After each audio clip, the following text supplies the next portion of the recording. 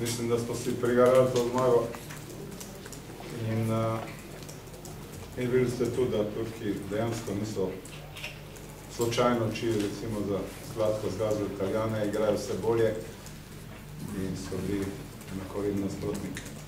Mislim, da smo v nekaterih valovih igrajo res odlično košarko, tako obrambi napadov, v nekaterih valovih pa poznano veliki padci in zlasti veliko napak Trnova. Da ni bilo teh napak, bi verjetno tekmo gladko pripeljali do konca.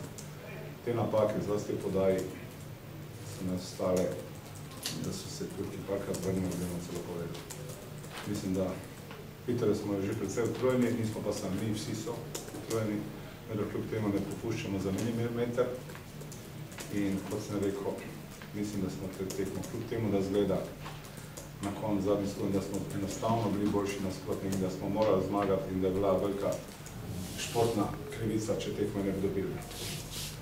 Srečko je dal odločilnega, in da bo tudi prle briljantno podal žogo pod koš. Prav, Srečko. Hvala.